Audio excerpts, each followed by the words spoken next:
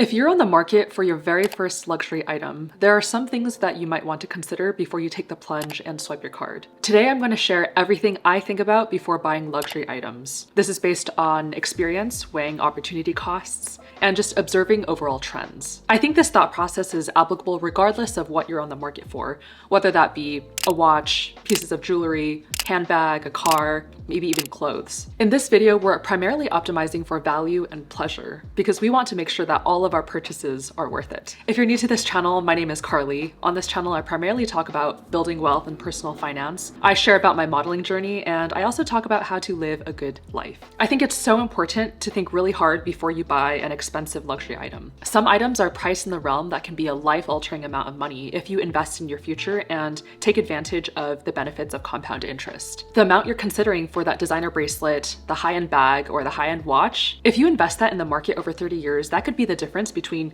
you retiring 1 to 2 years earlier than you would have if you had made that purchase in your 20s. Let's say you're really interested in a Van Cleef & Arpels necklace. The cheapest one is $6K. If you invest $6,000 at age 20, you put it into the market, you leave it there, don't touch it for 30 years, and it compounds at 10% returns, which has been the historical returns for the S&P 500. By age 50, your $6,000 will have grown to $104,696. And if you had put that money in a Roth IRA, that means at age 59 and a half, which by then it'll have grown even more, you would be able to withdraw that tax-free. That's probably an extra 2 years you bought back for yourself, depending on what your annual expenses look like at retirement age. There's also this phenomenon called hedonic adaptation. Essentially, it's the observed tendency for humans to return back to a baseline level of happiness, regardless of the positive or negative happenings in their life. Given this knowledge, and despite the idea that retail therapy makes us happier, there are a few things we should consider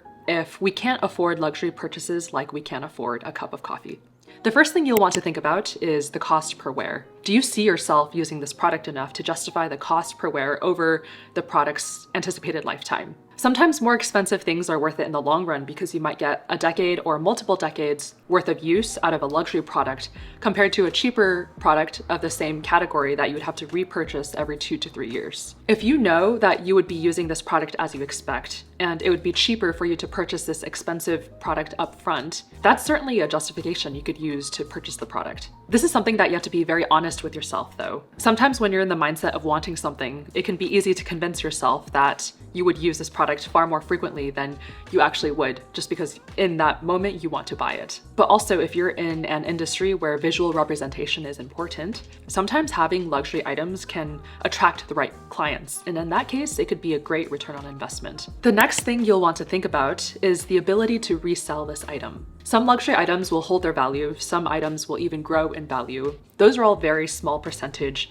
of luxury items. The majority of luxury items will lose their value, and depending on the item, it could be half to a third to even a smaller fraction of what the original price was. So for me, I am into fashion. I love looking at accessories like bags and jewelry all the time. The majority of handbags, for example, don't hold much resale value at all. You might be able to get half of your value back based off of brand, the silhouette of the bag, and when you sell, like whether that silhouette is in trend at that particular time. Other bags, though, will hold their value and maybe even grow in value because of how a company has curated the brand's exclusivity. And usually with handbags, those are for the more classic silhouettes. If you're dropping thousands of dollars on a product, you'll probably want to do some research ahead of time to understand what the resale market for that item looks like. The fact of the matter is, our tastes change, and in the future, you may no longer want that product as much as you wanted it now. Some things you might want to think about are, what does the resale market look like for that item now? What has it looked like in the past 5 to 10 years?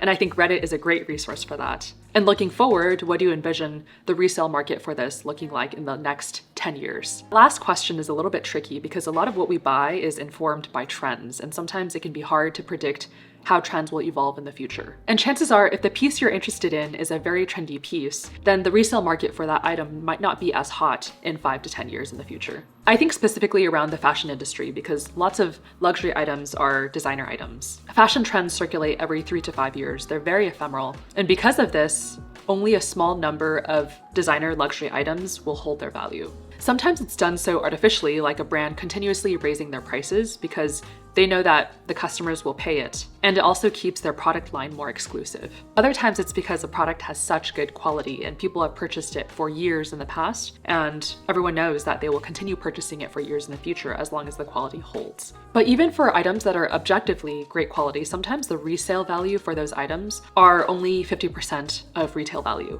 Sometimes it would be more worth it to buy these items secondhand because you let someone else pay for the depreciation of this product. At the same time, if you buy an item for retail and you happily wear it for 10 years, you wear it very well, and then you sell it for 50% of the price, I feel like you can effectively say that you bought that item for half the price and you still got a pretty good deal out of it. Of course, there's the nuance that you weren't able to have access to that cash to invest in something else, but I feel like all in all, people have lost cash in far worse ways. Overall, I think it's essential to consider that unless you're dealing with an item that is a timeless piece that has continued to appreciate year over year, it's more likely that your item won't maintain its worth. Certain items are only marketable during resurgences of certain trends. I'm more familiar with bags right now, and I'm specifically thinking about the resurgence of like mini shoulder bags, which have made Fendi and Prada bags more popular, at least in 2023. Prior to 2023, if you had seen someone wearing those types of bags, you might have thought that their style is more like late 90s or early 2000s type of style. The next question to ask yourself is precisely why are you purchasing this item?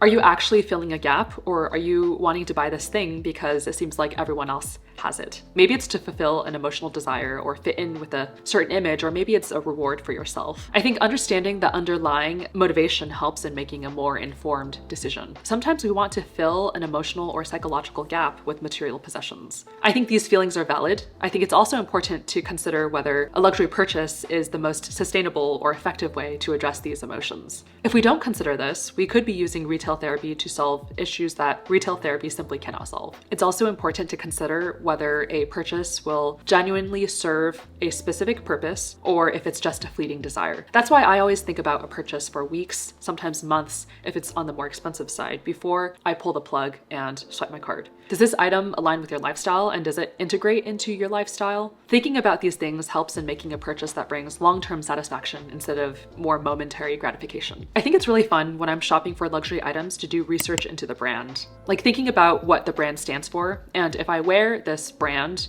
what does that communicate about me? It honestly doesn't have to be that deep, but I love learning about a brand's mission and their history and pretty much how they came to be. If they have a particularly compelling vision or a powerful purpose, I love talking about the brand if someone happens to compliment what I'm wearing. And if you do go through with your purchase, which is very exciting, I think it's also really important to keep in mind the idea of hedonic adaptation. Regardless of how much joy something brings us, our happiness eventually goes back down to a baseline level. You should feel comfortable in your purchase knowing that in 6 months or 9 months, or maybe even a year or two out, you will not appreciate this item as much as you do when you bought it, or maybe even before you bought it. And when that happens, the resale value of the item might be a fraction of what you paid for. So just be mentally prepared for that to happen. And it's personally happened to me a few times because my taste has changed over the years. I've learned from that, and I personally don't trust myself to buy anything long-term that isn't a more classic piece or classic style. I imagine that might change as I grow and develop my own sense of style, but for now, I've had enough experiences where I've purchased something and loved it in the moment, and then a year or two later, I realized that I had grown out of it. So that's why I think long and hard before I spend thousands of dollars on a luxury item. Before you buy your next luxury item, you might want to evaluate your cost per wear, do research into the resale market of this item, understand your motivations behind buying luxury, learn about the brand, and above all, don't forget about hedonic adaptation. If you like this video, please like and subscribe. Comment down below your thoughts on buying luxury. And if you like this video, you might also like